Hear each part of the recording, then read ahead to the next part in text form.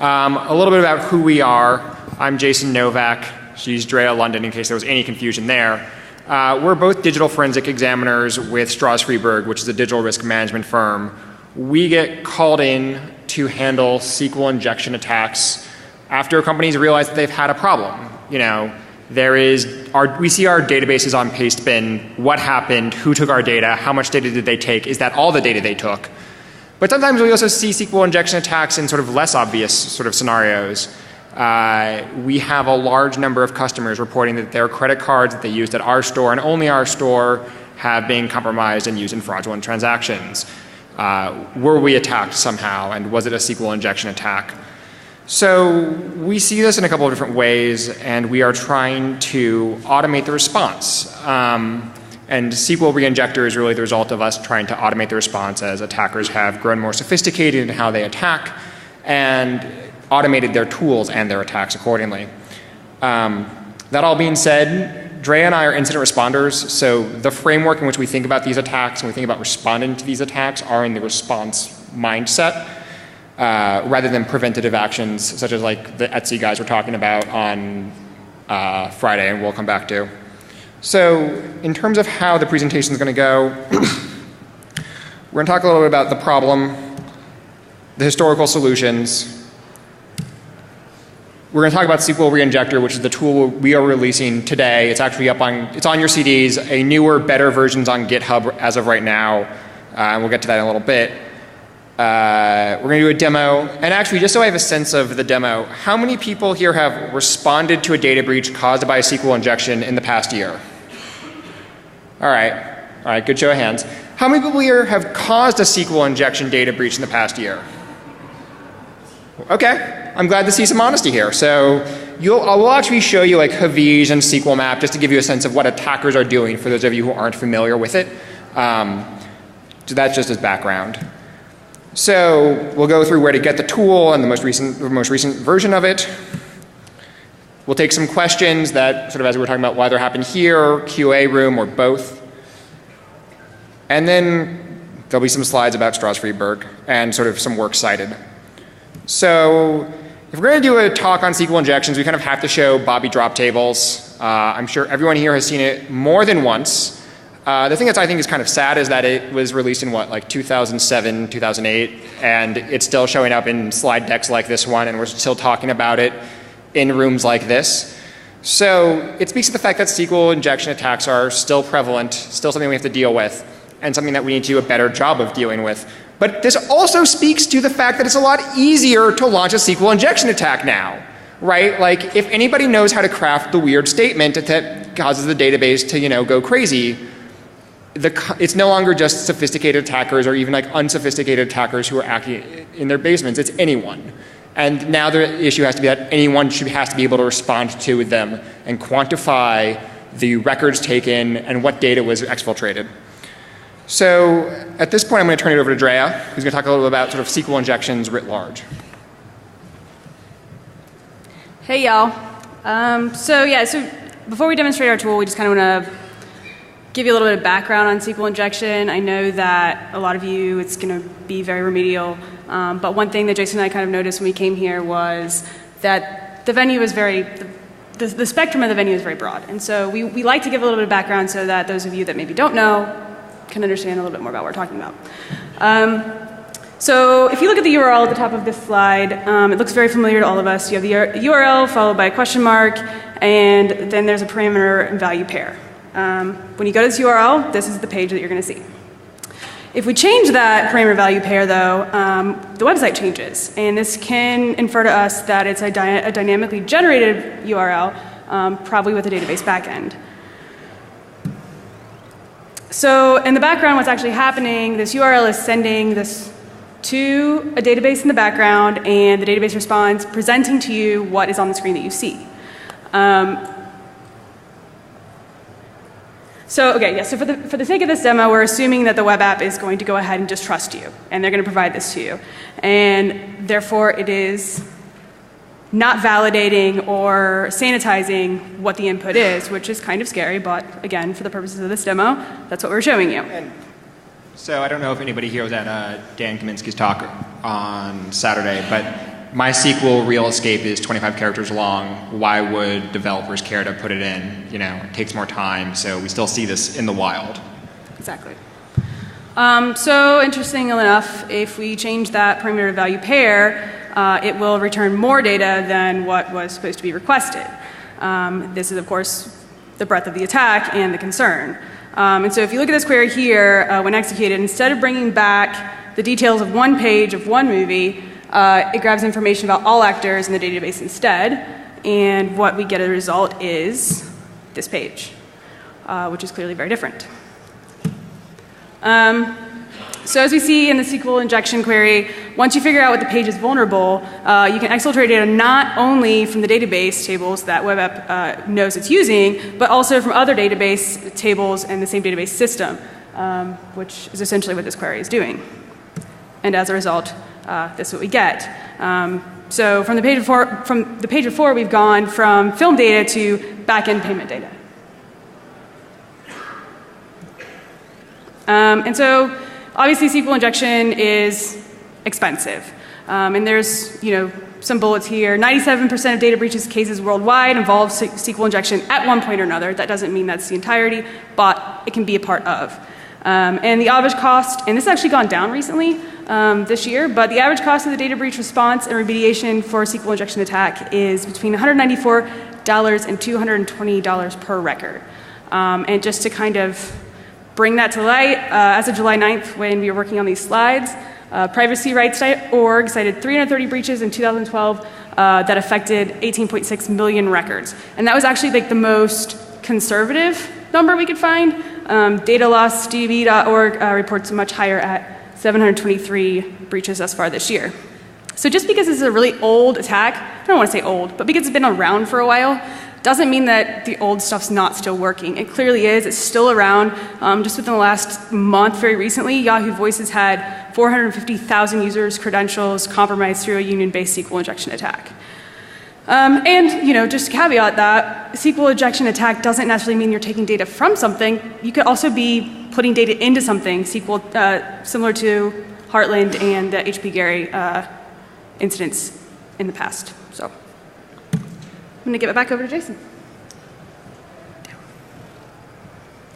Thanks. So, sort of as we were talking, so Dre, I think, has done a great job of sort of establishing the problem, right? Like SQL injection attacks are still out there. They're costly. They exfiltrate a lot of records. They're a well-known sort of category of attack. And, what's made it worse for the IR community, worse for people who have valuable records in databases, is that the cost of attacking has gone down because there are tools now out there like Havij, like SQL Maps, that automate the entire attack for you.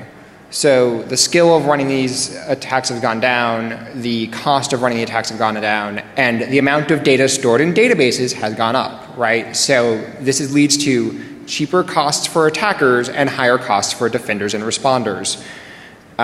So sort of my thinking is, if attackers can automate their attack, why can't we automate our response? The problem is that the traditional model of responding to SQL injection attacks, sort of IR cases more generally, is something roughly like the following. I think people who sort of raised their hand earlier about, responding to SQL injection attacks will really appreciate this. It's, you fly a bunch of consultants out to a data center, they image the server, they analyze the logs from the server to the extent they're still there, they determine what was exfiltrated through some analysis of those logs, which is typically running SQL commands against a SQL server that they've brought back in their lab and done a lot of database work to get back up and running. And, as I was talking earlier, there's only going to be more data in databases as time goes on, so it's only going to get costlier. So we also have problems with queries like this. If you've dealt with a lot of SQL injection attacks, you know what this is doing, you know it's trying to map the database. But if you haven't done a lot of SQL injection attacks, you don't know what this is doing, you think this might be exfiltrating everything, it gets really scary, it gets problematic. You need better training to deal with it, but you don't always have the luxury of better training. And also, as a responder, looking at these queries takes a lot out of you. I'm really tired of it. I don't want to have to look at them again. So we're saying that process lets you figure out what was exfiltrated as if it was an easy process. And it's not for a number of reasons that really all boil down to one thing. There's a lot of complex software like Havish that's running the attack, like mod security that's acting as a web application firewall between the attacker and the web app, PHP or the web app language itself that's interpreting these SQL injection queries, and then the database server itself. So all of these pieces of software are interacting together to result in some sort of successful SQL injection to a database, and then that data getting passed back up the stack to the end user or to the attacker, who then exfiltrates that data, right? And we've seen problems in the field with these tool sets interacting with each other. Havish, for those of you who don't know about it, and as we'll see in a little bit, doesn't bring back a table at a time. It brings back a cell at a time. And it brings back a cell at a time by pulling a limit from a database table and using that limit as like a row ID that it then uses to reconstruct a row. That's all great, except that those limits aren't guaranteed to be the same every time. So when you're selecting first name from table, order by first name, limit 1, you get Jason. You do that for last name, you get London. You do that for email address, and you get who knows what. So you get commingled data in the exfiltrated data set. And then who do you notify? And how do you know that this actually happened and this happened reliably and happened repeatably, especially if you don't have the data that was exfiltrated and they weren't kind enough to paste it to postbin? It's a problem. So you're lucky when they sort of post it to pastebin, because then you know it was taken on some level. So we know that there are a number of sort of steps that you have to go through in a response that's traditional to deal with these attacks. You have the imaging in the server, you have the analysis, you have doing the sort of further analysis of the image and logs, and sort of standing up a SQL server. All of this can be leveraged in sort of a new and unique way that we think. We think that if you virtualize the server and replay the attack against it to get the data that was exfiltrated, you're actually going to have a better sense of what was really exfiltrated. You're going to be able to ignore a lot of the exploratory queries that take up a lot of time of sort of like figuring out if they're malicious or not. And you're going to be able to say, okay, here's the actual data set that was exfiltrated. And at this point, you've already made the forensic image as part of your preservation process. You already have it back in a lab where you have some sort of virtual machine software, whether it's VMware, VirtualBox, or an ESX server. You know that there are things like LiveView out there that you can use to virtualize the forensic image. So why not do it? It's a relatively little cost at this point in 2012, and it lets you do some interesting things. So what we're about to show you is SQL ReInjector, which is a Python script that leverages the Apache log module to take a set of web server logs, parse them, play them against the virtualized web server, and then says, okay, this data is different. This data is what was exfiltrated. So we're going to demo that now, and we're going to move to sitting down, so give us a moment.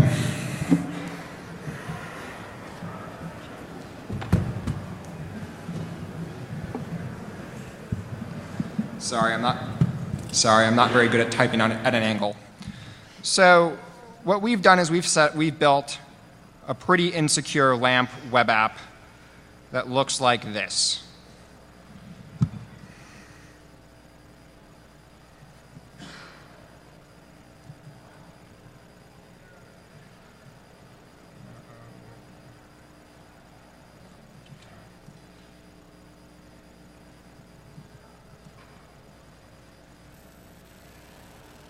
So we built a pretty insecure. Is this mic on? Yeah, okay. So we built a pretty insecure web app that looks like this. It takes a ID value and it will change the movie that's displayed. Whoops. Okay. And I've spiked the demo gods.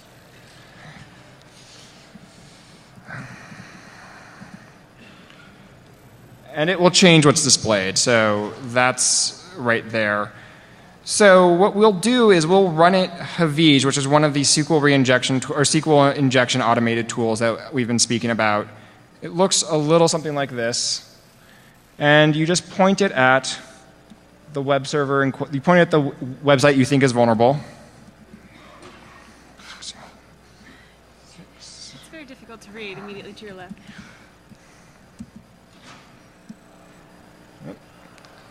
All right, go into mirror mode.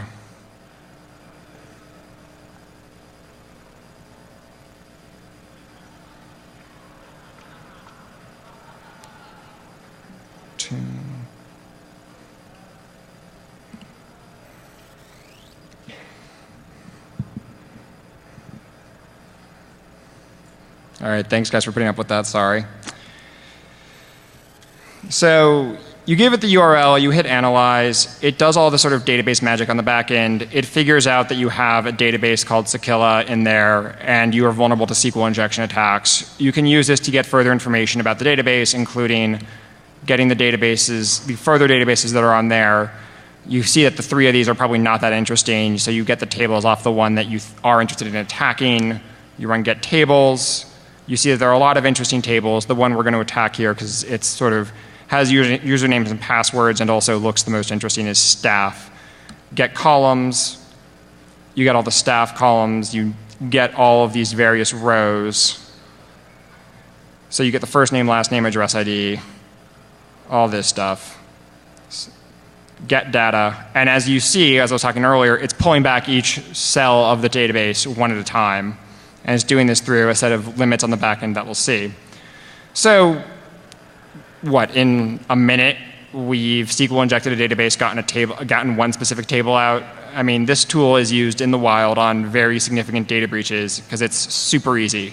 And it makes some pretty messy SQL on the back end that I'll show you guys now when you're responding. I mean, this is what all those queries ended up looking like. So think about decoding this by hand. Think about how painful that would be. Think about running these one at a time against a SQL server after you've imaged it. I mean, those are sort of the options you have. And you're pulling it back, one at a time again, because that's how the queries are going. Select your single field from the table at one limit. It's kind of lame. There are better ways to respond.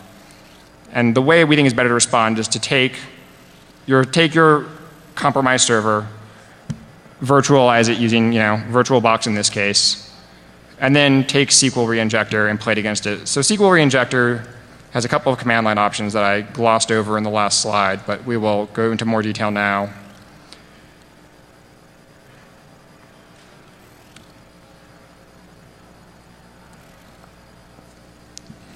At a very high level, it's going to take your input log file, which we've already pulled off the server for the purpose of this demo, a database file that's going to write out to you, which will be a SQLite database that you can then review at your sort of leisure.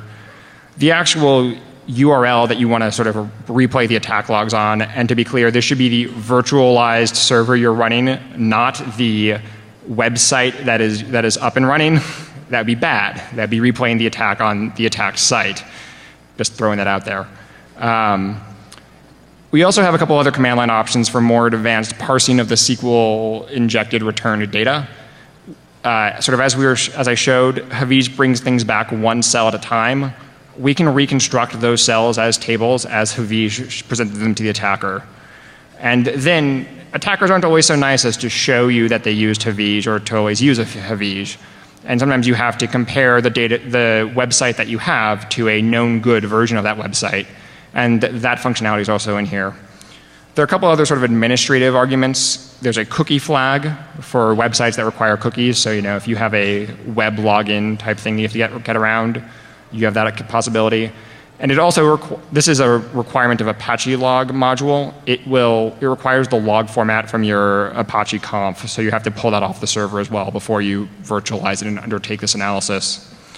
So we're going to pass it a set of log files from an attack very similar to the one I just did. And we are going to pass it the website that we want to attack. And I think that it's important to note here, I'm giving an IP address. If you are dealing with a host that has multiple machines on it and it's using some sort of like Apache rewrite, you're going to want to have this be a host name and deal with like Apache DNS on your side to do DNS spoofing, so that it's going to your virtualized host rather than the live website, so that the virtual machine is also giving you traffic for the right website.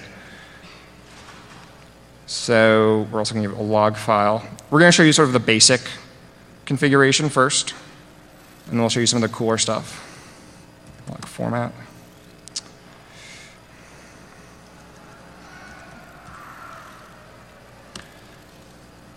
What is it complaining about?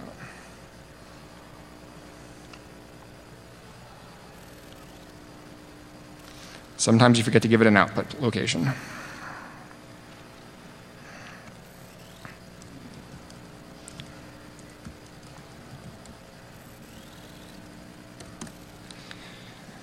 So in the background, it just took all the logs, parsed them, threw them against the web server, captured the output, stored the output in a database. So when you open the database, you'll see a table, SQL injected returns. It has 3 columns, an ID column, the actual request that was made to the web server, and then the actual data returned. So here you see like the legitimate page that we showed you a couple minutes ago. This is not very interesting. Where it does get interesting is down here where you start to see the union selects, and you have broken web pages. And then further on down where you actually have injected data that doesn't look like anything a normal user would expect to see.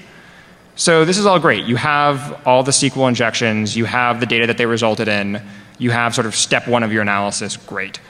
But we can extend this, we can make this better, we can make this stronger. We know that this was Havij, but we're going to pretend for a moment that we don't. We're going to say, compare it to a known good version of the website, which we've already saved down and have right here. So here it's going to replay the attack, capture all of the returned web pages, and then diff those web pages against the known good that you passed in earlier. And that's going to result in a database that looks like this. It's going to have, in addition to the SQL injected return data that we showed earlier, it's going to have this compared data table. And this compared data table is going to show you for each row what differs from the known good. And here you can see that Havij is pulling things out one row or one cell at a time. And this lets you sort of automate the response and say, okay, this is the exfiltrated data. But in the case of Havij, it's still a little bit messy because how does this data associate to one another? And here, if you pass, if you pass the J flag, it'll actually go through and it will rebuild the database tables as Havij returned them.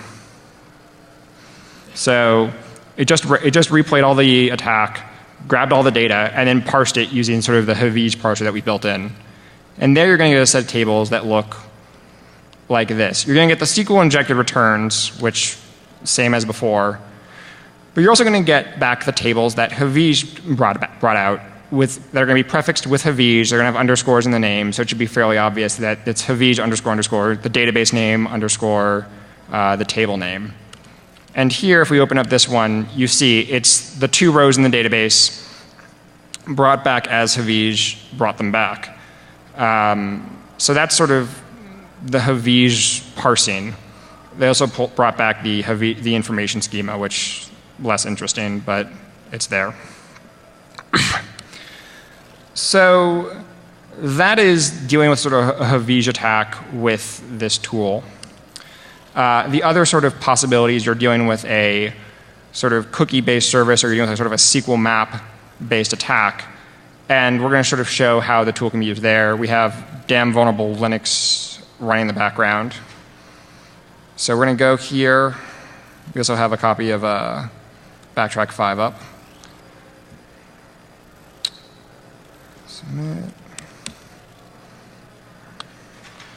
So how many people here have used SQL Map, just out of curiosity? All right, so this isn't going to be too new for any of you guys, but hopefully it's entertaining for the rest. So SQL Map, HTTP. Let me grab the URL from here.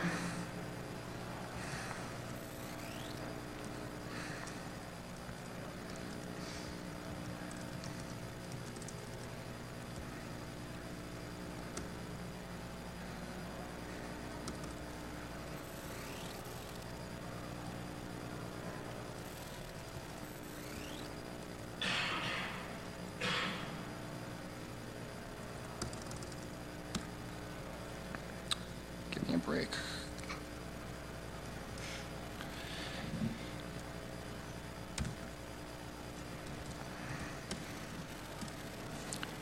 So this is SQL map probing the database, trying to figure out what's going on there, what the sort of attack vectors it has are.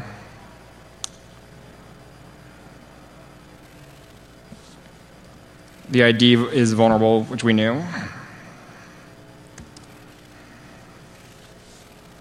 All right. So then you can figure out what databases it has. You can say, what does the database DVWA look like in terms of tables?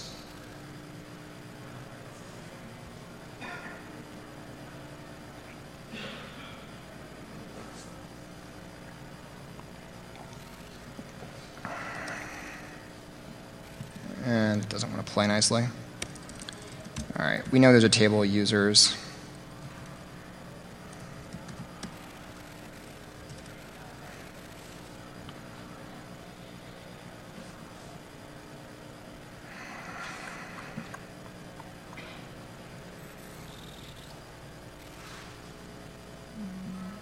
Oh.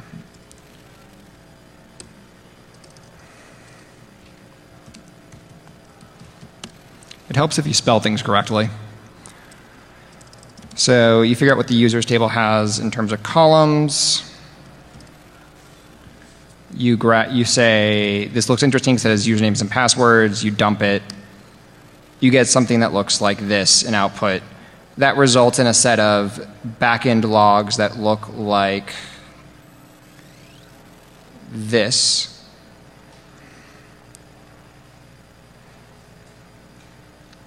And if anything, it's even messier than the Havish attack, because you have to go through all the process of logging in, getting the cookie, all of that. You see that there are a number of sort of probes, a number of different queries being made. And interestingly, ultimately, you know that there's only one query made that brought back the sort of table of interest. So it's a lot more complicated to pull out what's relevant and what exfiltrated data and what data was exfiltrated. And for the purposes of dealing with DVWA, I've actually I went ahead and I just grepped out the things that I knew were SQL injections based upon a SQL injection keyword list. And as we'll talk about later, we think there's a smarter way to do this sort of in the pipeline. But you pull those out, you replay them with SQL ReInjector, and you end up getting a database that looks like this, where you compare it to known good, and you have some very weird tables and very weird returns, including one that returns basically everything. And you've diffed this against your known good, and you've automatically identified what your exfiltrated data looks like. So that's SQL ReInjector in a nutshell. I'm going to go back to our slides. There are a couple of things that we want to do. We're currently parsing the Havish attacks to get the tables back in a kind of very manual, very string parsing, very Havish specific way. We think that there's probably a better way to do this using regex. The problem with regex is once you try to solve a problem with regex, you have two problems. The other thing we're talking about, better SQL injection identification. Instead of having it be based off a list of keywords that you grep out of your access logs. Did you see the talk by Neil Galbraith on Friday? Anyone? Yeah, I mean, that was pretty cool. There are some really good ideas there about SQL injections and SQL injection auto detection through parsing. Find the video when you get home. It's 20 minutes. It's really cool. I want to integrate it to this somehow. The licensing is a little difficult. And then we're going to do speed and scale optimizations, which are, of course, on every project's future development list. Where can you get this? You can get this on GitHub. We have github.com/StraussFreiberg. The code is there. It's more up to date than what you saw on the CD. The slides are there. The slides are more up to date than what's on the CD. It's licensed under LGPL v3, so you can take it, you can modify it, you can give us back the results of your modifications or not. We'd appreciate it if you did, but we understand that there are situations where you may not be able to. But if you did, that'd be really cool, and I'd like to talk to you later, and I'll be here. So that literally got pushed up like an hour ago, so that should be there now, though. We're going to open the floor to questions now. So if you guys have questions, feel free to come up here or shout them across the room and we'll repeat them. But that's it. I want to give some thanks to various sources that we pulled data from, particularly the guys who did the Apache log module, because that parsing and those regeps are really hard to come up with and we didn't have to. I also want to thank some people who were responsible for actually getting this presentation approved and getting the tool released. Aaron Neely Cox, Scott Brown, Sherry Carr, Brett Padres, who we owe a lot of thanks to. This is where we're located. This is who we are. Questions? Yes. Great for GET requests, but what about POST requests? People don't log them.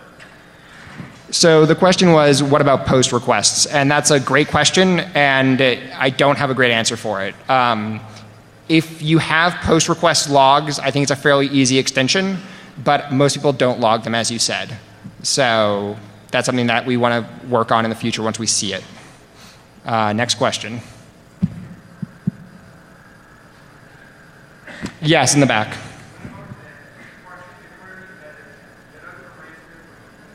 I'm sorry, I can't hear you. Do you mind coming forward?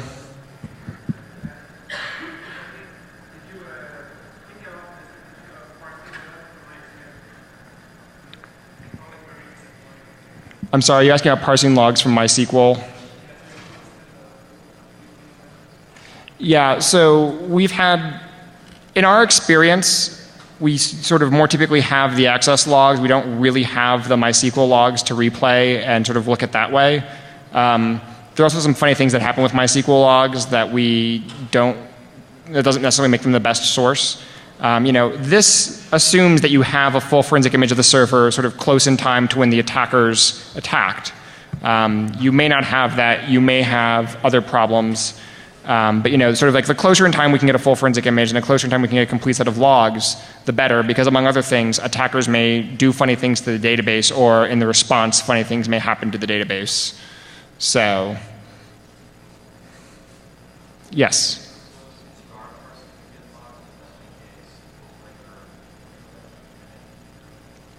So the question was, is it dependent upon particular SQL flavors? It is currently not dependent on any particular SQL flavor. It is not dependent on it's not really dependent on any particular web server either. IIS uses the common log format, which you can trick Apache log into parsing. So if you know the syntax for CLF, you can pass and you have like IIS logs, you can pass a CLF string and it will parse those IIS logs fine.